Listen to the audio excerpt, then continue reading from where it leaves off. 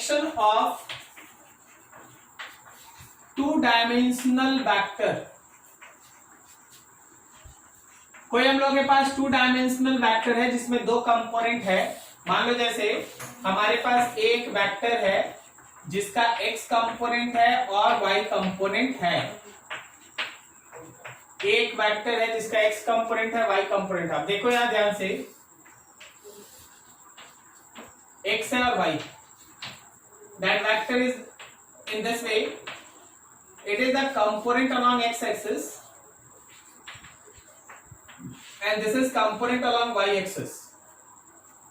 अगर तुमसे कोई बोल दे कि how what is the direction of that vector, whenever we discuss about two dimensional vector, जब भी हम लोग टू डायमेंशनल वेक्टर में डिस्कस करेंगे, let it makes an angle theta with the x axis.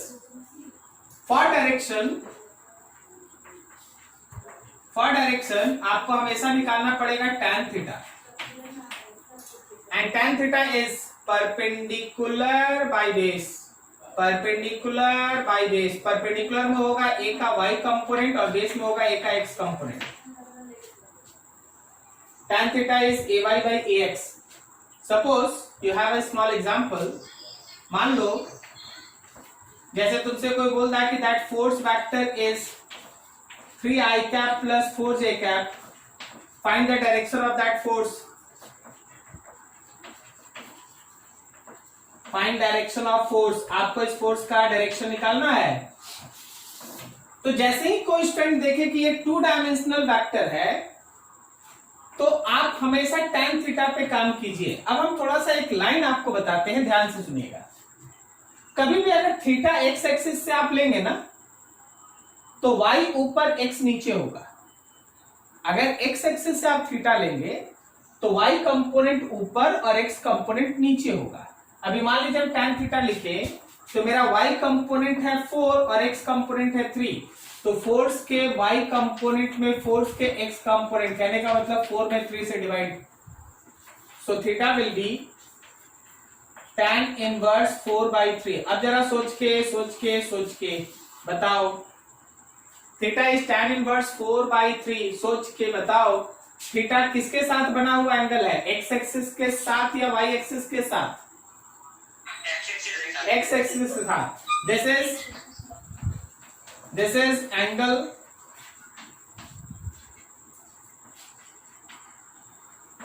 Formed by force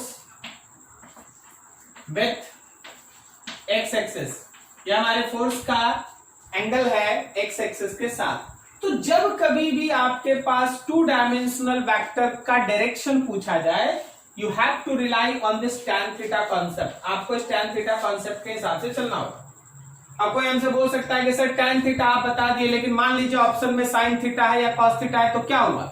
अब तुम नहीं जानता, tan थीटा अगर निकल जाएगा तो परपेंडिकुलर और बेस मिल गया ना। tan थीटा मिलने का मतलब है परपेंडिकुलर और बेस मिल गया ना, समझ रहे हो क्या? Yes sir. तो परपेंडिकुलर और बेस मिल गया तो हाइपोटेनस निकाल लेंगे ना। और उसके बेसिस पे साइन थीटा कॉस थीटा जो लिखना है लिख देना। आपको हमको नहीं लगता है लिखने का जरूरत है, फिर भी हम लिख देते हैं। क्या आप साइन थीटा जानते हैं? Perpendicular by hypotenuse. आप कॉस थीटा जानते हैं? Base by hypotenuse. आप टेन थीटा जानते हैं ना? Perpendicular by base. तो कोई भी एक एंगल मिलने से बाकी सब निकल जाएगा, ये हम लोगों को विश्वास रखना चाहिए। कोई भी एक एंगल जानने से बाकी सब निकल जाएगा, ये हम लोग को अपने ऊपर विश्वास रखना चाहिए। क्लियर है? ठीक है। तो this is all about to dimensional vector. कि टू डायमेंशनल वेक्टर में डायरेक्शन के लिए आप क्या करते हैं। अब जो हम फिगर बना रहे हैं वो थोड़ा सा टिपिकल थ्री डायमेंशनल है, ध्यान रखो।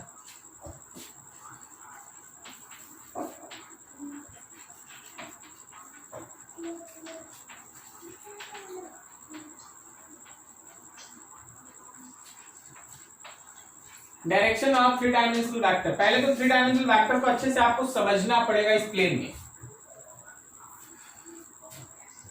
फिगर पे ध्यान।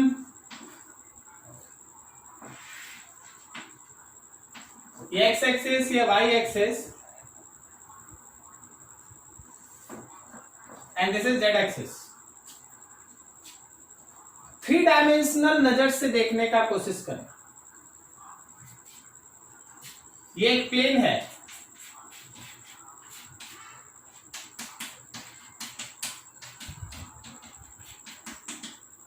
क्या यहां का एंगल 90 है?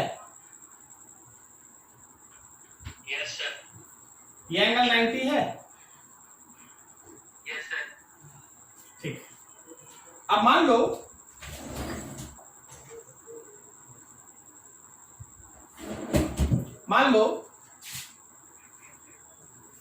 ये मेरे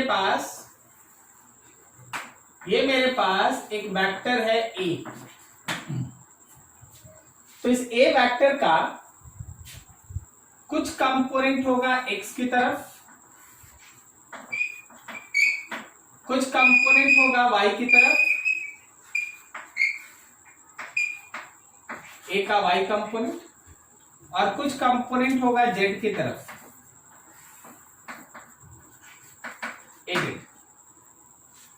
क्या आपको ये थ्री डायमेंशनल फिगर समझ में आ रहा है?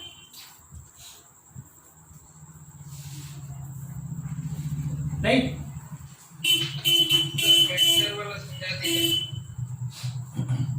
ये तीन फिंगर, तीन एक्सेस, बीच में इसको खड़ा कर दिए। जब तुम इसको बीच में खड़ा करेगा तो उसका कुछ हिस्सा एक्स में आएगा, कुछ हिस्सा वाई में आएगा, कुछ हिस्सा जेड में आएगा। करेक्ट है? यस। अब देख, मान लीजिए एक्स एक्सिस के साथ एंगल बनाता है अल्फा, वाई एक्सिस के साथ एंगल बनाता है बीटा, और जेड एक्सिस के साथ एंगल बनाता है गामा। तो हमेशा ध्यान रखना कि थ्री डायमेंशनल वेक्टर के केस में, in case of three dimensional vector, for direction use cosine angle. आपको कॉस का एंगल यूज करना चाहिए। तो आप अगर लिखते हैं कॉस अल्फा, तो अल्फा ए वेक्टर का किस एक्सिस के साथ बना हुआ एंगल है? X axis. X axis. तो ध्यान रखना कि ऊपर में एक्स कंपोनेंट लेगा, नीचे पूरा वेक्टर के मैग्नीट्यूड से डिवाइड करेगा। इसी तरह अगर कॉस बीटा लिया तो वेक्टर का वाई कंपोनेंट में ए से डिवाइड, और अगर आप कॉस का गामा लिए तो वेक्टर के जेड कंपोनेंट में ए से डिवाइड। तो जब कभी भी टू डायमेंशनल वेक्टर में डायरेक्शन का डिस्कशन करना होगा, हम लोग tan थीटा पे भरोसा करेंगे।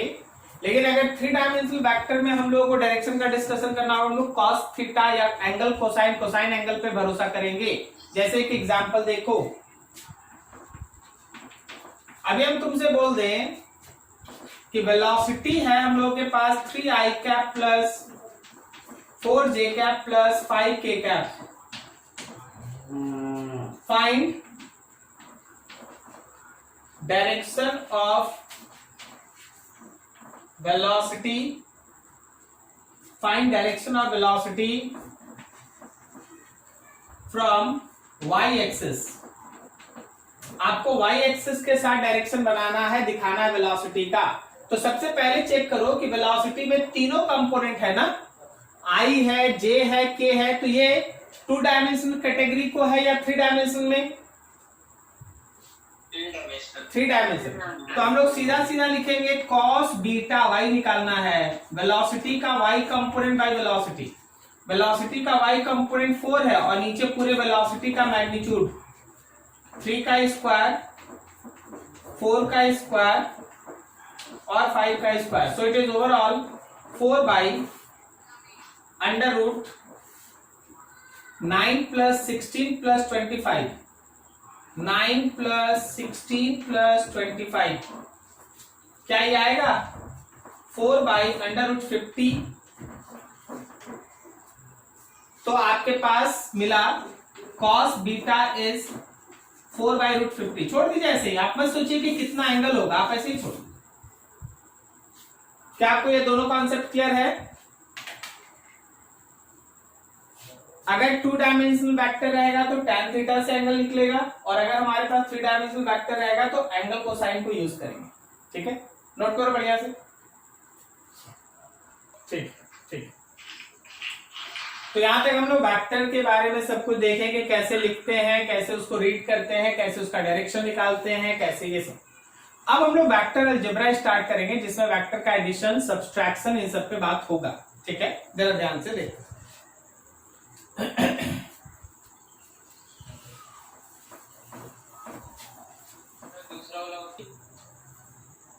Yes, sir. ठीक, चलो अगला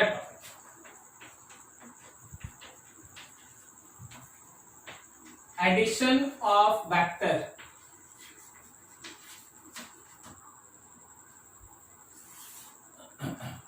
हमेशा ध्यान रखना, मान लो हम लोगों के पास A and B are 2 vectors, suppose A और B 2 वेक्टर्स है, तो हमेशा ध्यान रखना कि जब आप A प्लस B करते हैं ना, this is called resultant of vector. ये वेक्टर का रिजल्टेंट कहलाता है। जब आप A वेक्टर को B वेक्टर के साथ ऐड करते हैं तो ये दोनों वेक्टर का रिजल्टेंट कहलाता है। अगर 2 से ज्यादा वेक्टर भी होता, 3 होता, 4 होता, 5 होता, तो सबको जब आप ऐड करते तो वो कहलाता रिजल्टेंट ऑफ वेक्टर। वेक्टर्स का एडिशन, वेक्टर्स के सारे जितना भी वेक्टर्स का आप एडिशन करते हैं, वो एडिशन का जो रिजल्ट आता है वो वेक्टर्स का रिजल्टेंट कहलाता है। So resultant of vector. आप अगर कभी भी वेक्टर का रिजल्टेंट निकालना चाह रहे हैं, आप वेक्टर्स का एडिशन करते हैं। चलिए, अच्छा है, पता चलिए। तो अब आखिर वेक्टर का एडिशन करेंगे कैसे? बहुत सिंपल है। आपके पास अगर मान लीजिए आपके पास A वेक्टर है ax i cap, y j cap और z k कैप, और वेक्टर B है bx i cap, y j cap और bz k कैप। तो आप जैसे ही वेक्टर्स का एडिशन करना चाहते हैं, आपको कुछ नहीं करना है, इसके x को इसके x के साथ ऐड कर देना है, y को y के साथ, z को z के साथ। मतलब ax bx i cap, ay by j cap, az bz k cap. बस यही है वेक्टर का एडिशन। एडिशन करना, वेक्टर का रिजल्टेंट लिखना, इसी को आप कहते हैं। रिजल्टेंट इज ax bx, ये रहा एक एडिशन रिजल्टेंट है। इसी तरह सिमिलरली आप वेक्टर का सब्सट्रैक्शन भी करते हैं। सिमिलरली वेक्टर सब्सट्रैक्शन, सर बता दीजिए कि वेक्टर का सब्सट्रैक्शन कैसे करेंगे। तो देख, अगर A वेक्टर में से आप B वेक्टर को माइनस कर रहे हैं, अगर A वेक्टर में से आप B वेक्टर को माइनस कर रहे हैं, तो A के x में से B का x माइनस कर लीजिए, A के y में से B का y माइनस कर लीजिए, A के z में से B का z। कहने का मतलब ax में से bx कंपोनेंट को माइनस करो i कैप, ay में से by को माइनस करो j कैप, और az में से bz को माइनस करो k कैप। az में से bz को माइनस करो k कैप। क्लियर है? ठीक है, तो ये चीज है हम लोगों का, जहां हम लोग वेक्टर्स के एडिशन और सब्सट्रैक्शन को यूज करते हैं। क्या इधर हो गया जी आपका, जिनका नहीं हुआ था? देखिएगा, अलग अलग क्वेश्चन करते हैं। तुम्हारे पास क्वेश्चन है कि अगर वेक्टर A है 2i cap plus 3j cap minus 4k cap, और वेक्टर B है i cap plus j cap plus 2k cap, then find. क्या क्या बोला गया देखो। पहला बोला कि a प्लस b निकालो भाई, चलो निकाल लेंगे। दूसरा बोला कि 2a प्लस b निकालो, ये भी कर लेंगे। पहले 2 से a को मल्टीप्लाई है बाद में। फिर थर्ड बोला गया कि ए में से बी माइनस करो, ये भी कर लेंगे, ठीक है। फोर्थ बोला गया find vector C so that, आप एक ऐसा सी वेक्टर निकालिए कि vector A plus 3b plus vector C 0 हो जाए, ठीक है। अलजेब्रिक ऑपरेशन तुमको समझाया जा रहा है कि वेक्टर्स में कैसे काम करना होता है। एडिशन सब्सट्रैक्शन में कोई बड़ा बात नहीं है, देख लिया। यहां यहां यहां कैसे काम करेंगे एक एक करके सीखते हैं। चलो इसका आंसर देखते भाई। फर्स्ट में ए और बी को ऐड करना है,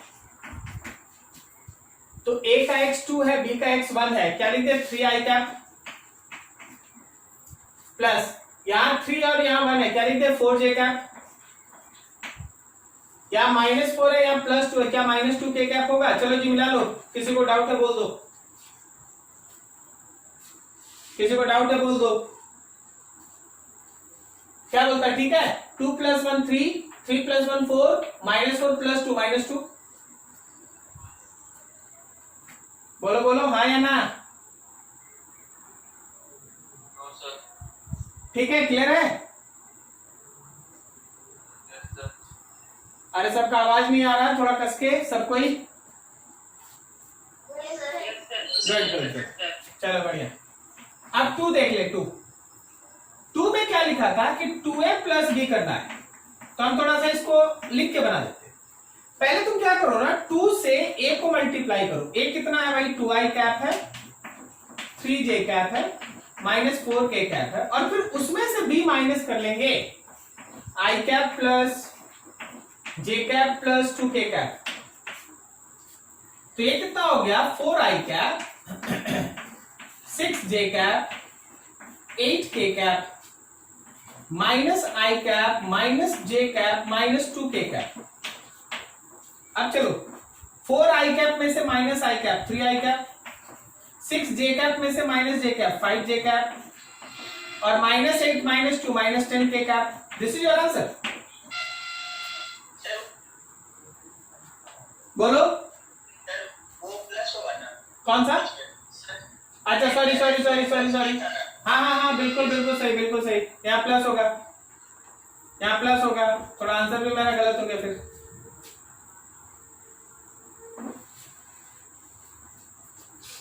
हाँ तो 4 + 1 5i cap, 6 + 1 7j cap, -8 + 2 -6k cap. This is your answer. So 2a + b vector is like that.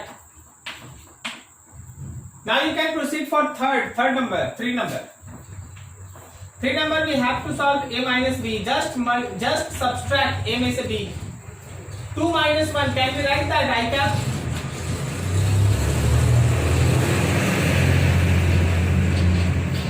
Two minus 1, 1. 3 - 1, 2. -4 -2, sorry, -6k cap. तो a vector minus b vector is i cap plus 2j cap -6k cap. Minus कर देना, बस subtract करना। Now you have to proceed for fourth one.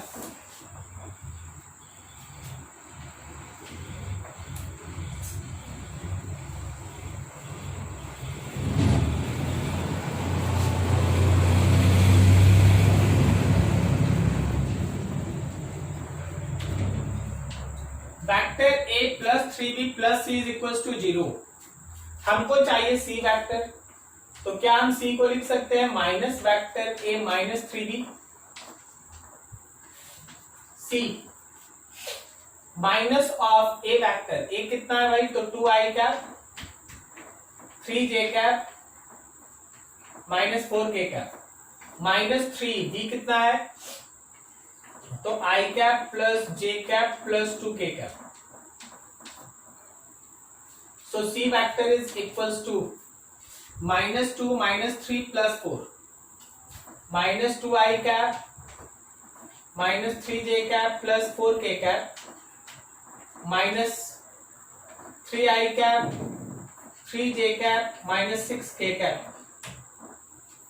क्या तुम यहाँ पे final एक बार में लास्ट आंसर लिख दे? -2 और -3 -5 आई कैप, -3 और -3 -6 जे कैप, +4 -6 -2 के cap. This is your answer. यह है तुम्हारा सी वेक्टर। अच्छे से देखिए, एक एक लाइन समझिए। कोई भी चीज ऐसा जो नहीं समझ में आया बिल्कुल पूछ लीजिए, ठीक है? नोट कीजिए बढ़िया से।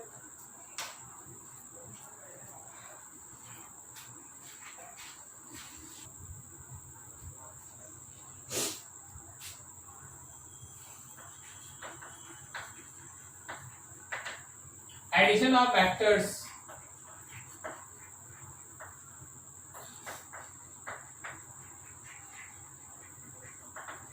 resultant of vectors,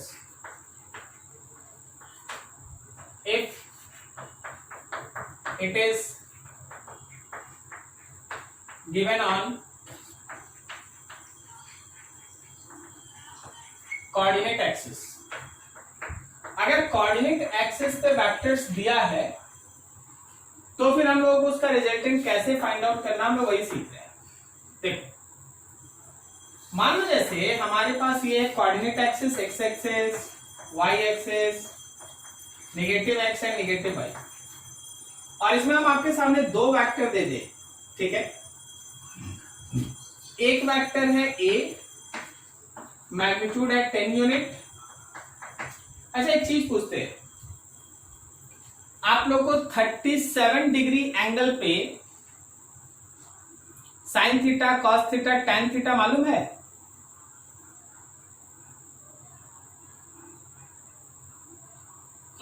हाँ, हम आपको वैल्यू बोल दें क्योंकि ये डाटा कभी बुक नहीं देगा। हाँ, मतलब आपको एग्जाम में खुद से यूज करना। जैसे आप 30 डिग्री, 45 डिग्री, 60 और 90 यूज करते हैं ना, उसी तरह 37 और 53 भी याद रखिएगा।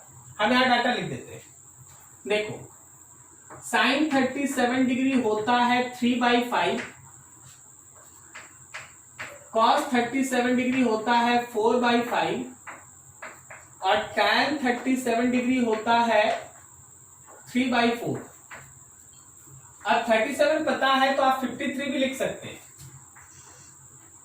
साइन 53 डिग्री होता है 4/5, कॉस 53 डिग्री होता है 3/5 और याद रखना कि टैन 53 डिग्री होता है 4/3। ये याद रखिएगा, ये बुक सब नहीं देता है, आपको खुद से यूज करना पड़ेगा, ठीक है? तो चलो हम लोग इसका थोड़ा यूज कर ले। मान लीजिए यहां एंगल पे है 37 डिग्री। फिर एक दूसरा वेक्टर है जो नेगेटिव एक्स की तरफ है, like that. This is vector B, magnitude 8 unit.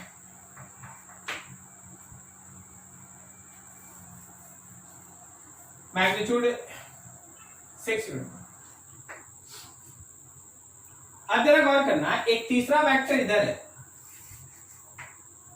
ये मेरा सी वेक्टर 12 यूनिट इसका मैग्नीट्यूड है। और मान लो यहां से एंगल है इसका 37 डिग्री। बोला गया चलिए जी इसका रिजल्टेंट फाइंड कीजिए। Find resultant of vector A, B and C. Obviously तुम समझ गया कि रिजल्टेंट निकालने का मतलब है वेक्टर्स का एडिशन करना। 3 वेक्टर का एडिशन करना है इस बार। तो हम लोग तो अभी पीछे सीखे कि वेक्टर्स का एडिशन करने के लिए पहले उसको कंपोनेंट में लिखना पड़ता है। तो हम एक एक पार्ट आपको लेके चल रहे, समझ से। सबसे पहला काम है वेक्टर ए को लिखना। नाउ आप जब वेक्टर ए लिखिएगा तो देखिए फिगर को ध्यान से। इस वेक्टर का एक्स कंपोनेंट और वाई कंपोनेंट होगा। Yes sir. तो उसका एक्स कंपोनेंट में आई कैप लगेगा और उसके वाई कंपोनेंट में जे कैप लगेगा। भाई चलो जी सोच के बता दो, फिगर देख लो।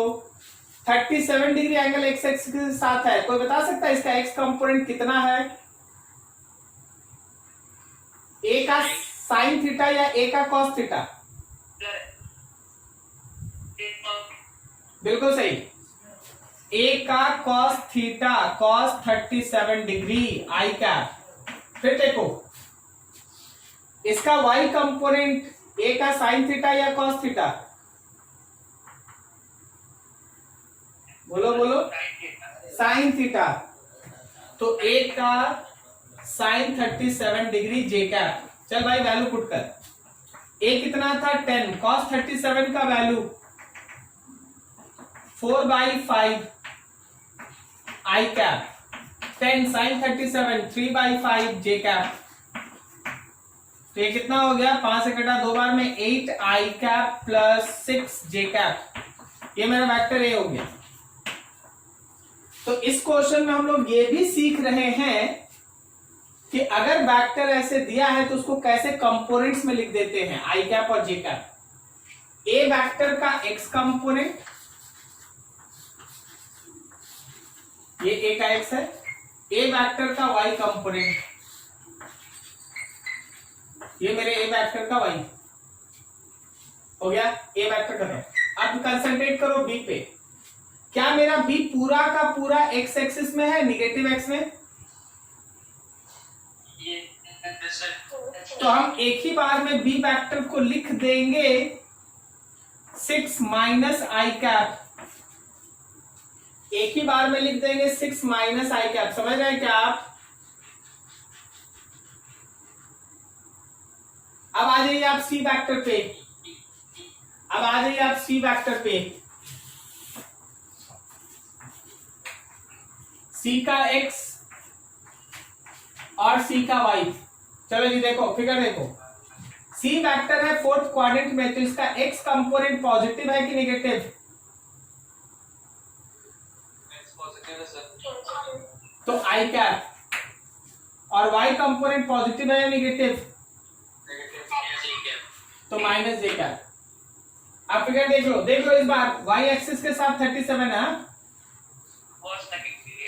हाँ, तो y कंपोनेंट cos 37 और x कंपोनेंट sin 37। तो x कंपोनेंट हो गया c का sin 37 डिग्री i कैप, और y कंपोनेंट हो गया c का cos 37 degree j cap. So vector c can be written as 12 sin 37 is somewhere 3/5 minus I cap plus 12 cos 37 is 4/5 and j cap. So it is 36/5 of I cap minus में हम minus 48/5 of j cap। ये मेरा c vector आ गया। तो इस question में हम लोग ये सीख रहे हैं कि अगर कोई वेक्टर इस तरह से कोऑर्डिनेट्स में दिया जाए तो कैसे उसको है ना कंपोनेंट्स में हम लोग लिखते हैं। एक बार जब कंपोनेंट आ गया तो अब तो काम पुराना वाला काम हो गया, सभी के एक्स को ऐड करना है सो ऑन। अब आइए यहाँ पे नाउ रिजल्टेंट क्या था, तो रिजल्टेंट में A vector plus B vector plus C vector था। तो तीनों के एक्स कंपोनेंट को ऐड किए, A x B x C x, i cap लगेगा। तीनों के y कंपोनेंट को ऐड करो, ए वाई बी वाई और सी वाई, जे लगेगा। z है नहीं, लिख के कोई फायदा नहीं है, टाइम वेस्ट हो जाएगा। जरा गौर करो, a का x कितना था 8, b का x कितना है -6 और c है 36/5। तो 8 - 6 प्लस 36/5 आई कैप प्लस 6, यहाँ तो 0 है, यहाँ 6 है लेकिन यहाँ 0 है, फिर यहाँ माइनस, तो 6 प्लस 0 -48/5 जे कैप। सॉल्व कर लिया जाए, 46/5 of I cap -18/5 of j cap. This is your final resultant vector. This is your final resultant vector. This is your final resultant vector. ठीक है, तो कोई भी वेक्टर अगर इस तरह से दिया है तो पहले अपना कंपोनेंट में उसको तोड़ दो और फिर जो आप पढ़े अभी रिजल्टेंट निकालना वैसे यूज कीजिए। ठीक है, नोट कीजिए इसको बढ़िया से, कहीं डाउट है फिर से पूछ लीजिए।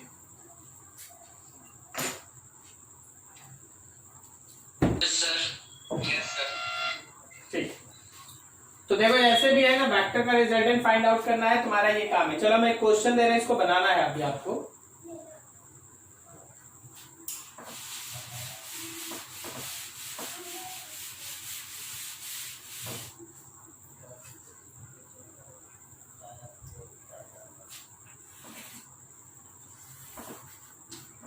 ये एक्स एक्सिस, ये Y axis, minus X minus Y.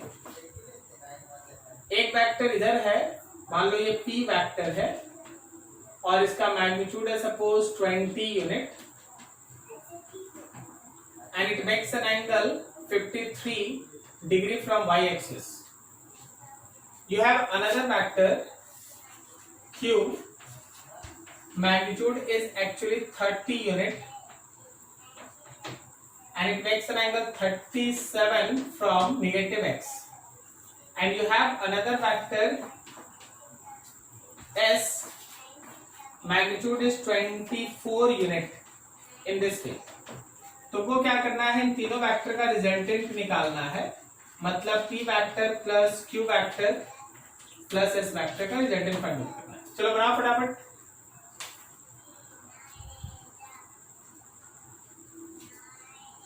See that P vector is Px I cap and Py j cap। P का x कंपोनेंट होगा P का sin 53, sin 53 degree I cap, cos 53 degree j cap। Sir हाँ बोलो। Sir -12 I cap plus 34 J cap. May be possible, देखते हैं, हो सकता है बिल्कुल। Plus 10 J. ठीक है, x कंपोनेंट निगेटिव आना चाहिए, वो दिख रहा है। चलो देखो, p का वैल्यू है 20 और sin 53 हम लोग का 4/5 i कैप, यहाँ है 20, cos 53 हम लोग का 3/5 j cap. So your p vector is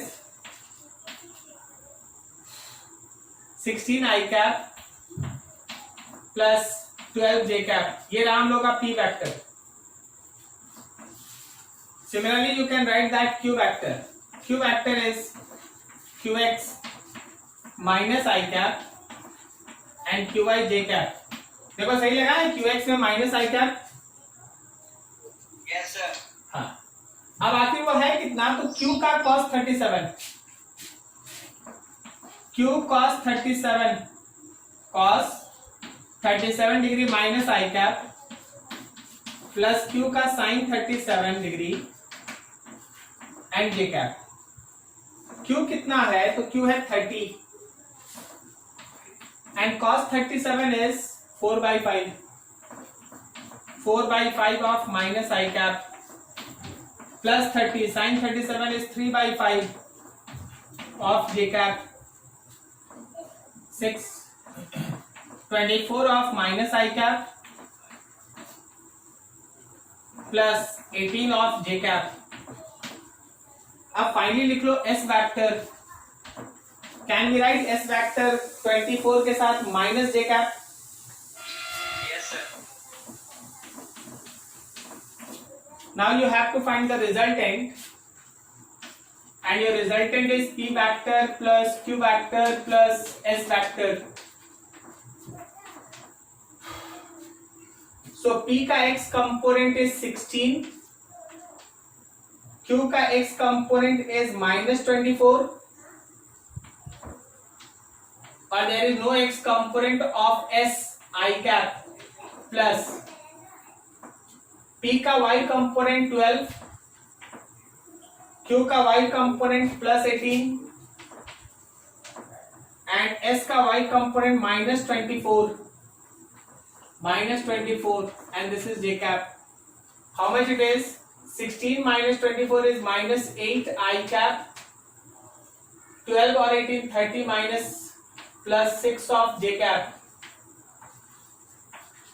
बोलो जी किस किस का सही? Sir, मेरा सही है। Sir, मेरा भी सही है। Very good very good.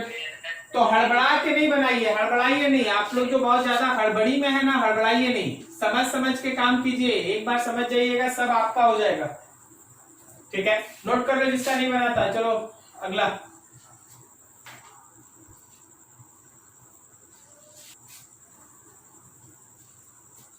ठीक, अच्छा चलिए एक बात, एक हाँ बोलो, कहीं कोई दिक्कत किसी को? ठीक है, अभी एक बात समझना जरा। मान लो रिजल्टेंट तो निकाल लिए, इतना आ गया। अगर कोई बोल दे कि मैग्नीट्यूड ऑफ रिजल्टेंट फाइंड करो, तो क्या आप अंडर रूट -8 का स्क्वायर और +6 का स्क्वायर कर लेंगे? Yes sir. तो ये हो गया आपका, ये हो गया आपका अंडर रूट 64 और +36 अंडर रूट 100 मतलब 10। तो जहां तक भी आप निकाल रहे हैं, अगर आपसे कोई रिजल्टेंट का मैग्नीट्यूड पूछ ले तो जो वेक्टर में मैग्नीट्यूड लिखना सीखे वही कर देना। ठीक है, लगता है सही।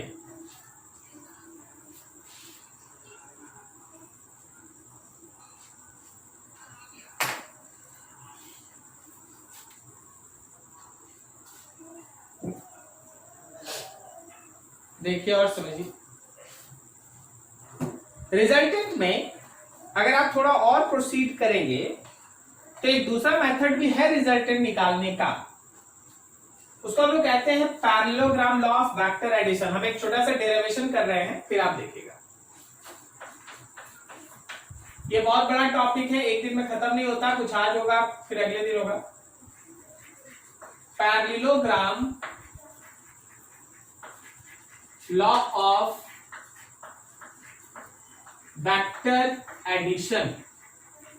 वेक्टर्स को ऐड करने का ये एक बहुत ही इंपॉर्टेंट लॉ है। होता क्या, हम आपको एक रफ आइडिया दे दें। मान लीजिए आपके पास दो वेक्टर है, एक वेक्टर ए रहा और ये रहा vector B. They makes an angle theta with each other. जब आप इन दोनों वेक्टर को मिला के एक पैरेललोग्राम बनाएंगे, उधर लिख दिए, इसको ऐसे ड्रॉ कर दिए, तो बन गया एक पैरेललोग्राम।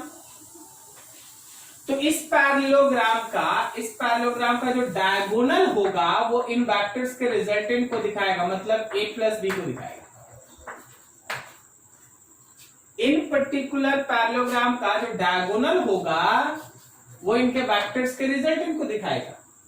ठीक है, this is called parallelogram law of vector addition.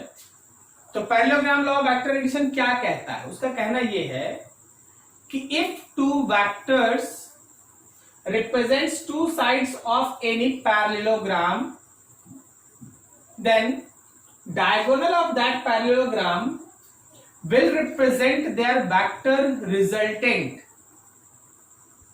Diagonal जो है वो वेक्टर रिजल्टेंट को दिखाएगा। तो पूछा जाता है रिजल्टेंट में तो दो चीज होता है, मैग्नीट्यूड और डायरेक्शन। तो मैग्नीट्यूड के लिए आपको इसका लेंथ निकालना पड़ेगा और डायरेक्शन के लिए बाद में हम लोग आगे चल के एंगल निकाल लेंगे। तो हम लोग दो पार्ट में काम करेंगे। ठीक है, तो पैरेललोग्राम लॉ क्या कहता है उस स्टेटमेंट को देखो।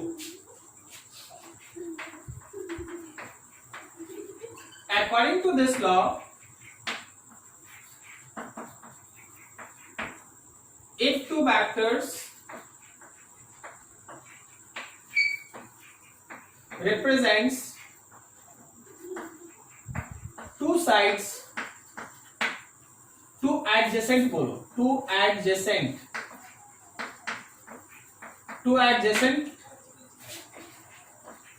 sides of any parallelogram, then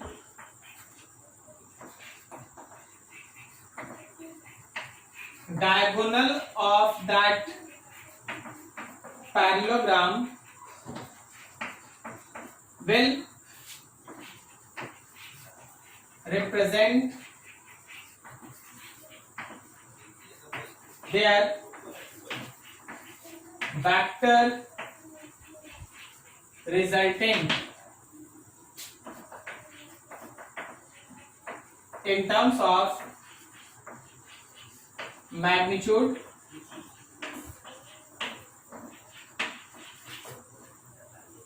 as well as direction.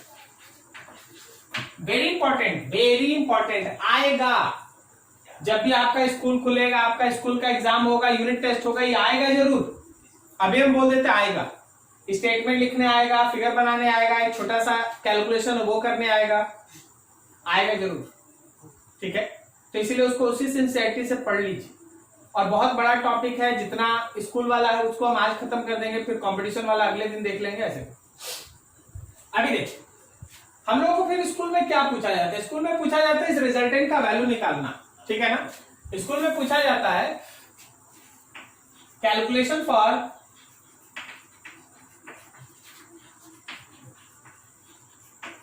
Magnitude of resultant, मतलब आपको रिजल्टेंट का मैग्नीट्यूड निकालना। याद है ना, ऐसे मॉड से दिखाते हैं मैग्नीट्यूड को। चल भाई देख, रिजल्टेंट का मैग्नीट्यूड निकालना का मतलब है लेंथ ऑफ डायगोनल निकालना। जो हमारा डायगोनल है उसका लेंथ निकाल देना। अब उसके लिए आप देखिए, थोड़ा मेहनत कीजिए, देखिए समझिए। इसको थोड़ा आगे बढ़ाइए, यहां से एक परपेंडिकुलर डाल लीजिए।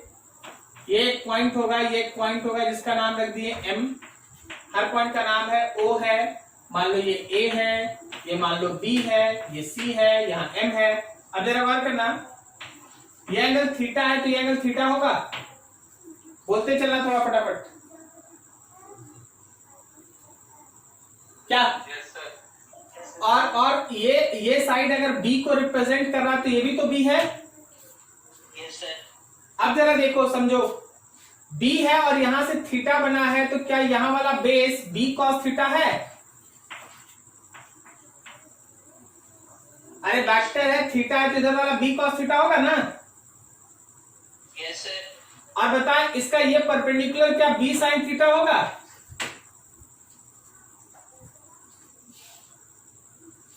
नहीं समझे? चले काम करते हैं, देखिए जरा यहां ध्यान से देखिए। आपके पास एक ट्रायंगल है, उस ट्रायंगल में यहाँ थीटा है, यहाँ B है। ये पॉइंट A है, ये पॉइंट B और ये पॉइंट M है। ये वाला देख लो, B A M थीटा, ये B। जरा गौर करना, अगर हम यहाँ पे cos थीटा लिखें तो बेस बाय हाइपोटेनस मतलब BM बाई B लिखेंगे, बेस बाय हाइपोटेनस। तो क्या मेरा BM का वैल्यू B का cos थीटा आया? बोलो। Yes, sir. इसी तरह अगर हम इसमें साइन थीटा लेंगे तो परपेंडिकुलर में AM लेंगे और हाइपोटेनस में B लेंगे, परपेंडिकुलर बाय हाइपोटेनस। तो देखो, तो AM का वैल्यू B का साइन थीटा आया। Yes, sir. तो इसी चीज को वहां पे डायरेक्ट लिख दिया गया है। आप यहां तोड़ के लिख लीजिए। अब आइए फिर से, हमको चाहिए इस डायगोनल का लेंथ ऑफ डायगोनल। कहने का मतलब आपको OA निकालना है। इस OA को निकालने के लिए आप ट्रायंगल लीजिए OAM। इन ट्रायंगल OAM गौर करना, OA का square is equals to OM का स्क्वायर प्लस AM का स्क्वायर। समझा क्या? Yes, sir. Why it is? Because it is a right angle triangle. It is a right angle triangle. So hypotenuse का square is equals to base का square plus perpendicular का square. सही है? ये right angle triangle, तो hypotenuse का square is equals to base square plus perpendicular square. OA resultant है, resultant को हम R लिख देते केवल। R का square is equals to OM। देखो OM, O से M, सबको ध्यान से, O से M दो पार्ट है, A है ये और फिर B cos थीटा है। तो क्या ये A plus B cos theta है? Yes, sir. A plus B cos theta का स्क्वायर और AM हम लोग निकाल रखे B sin थीटा का square. So it is A square plus B square cos square theta plus 2AB cos theta and plus B square sin square theta. A square plus B square cos square theta plus 2ab cos theta plus B square. अब यार देखो B square cos square theta B square sine square theta, इन दोनों में से B square common ले लो, अंदर कितना बचेगा? Sir cos square theta plus sin square theta। 1 होता है। Yes sir. तो क्या हम लोग ऐसे लिखते हैं, रिजल्टेंट का square is equal to A square plus B square, जो ब्रैकेट में आया वो 1 था, और हम लोग का 2ab cos थीटा।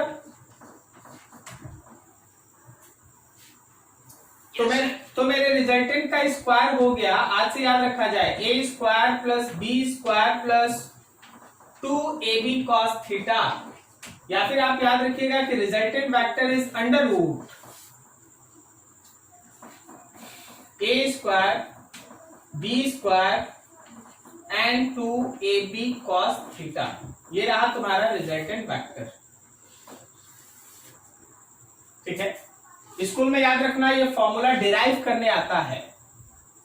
तो डेरिवेशन का मतलब होगा जो भी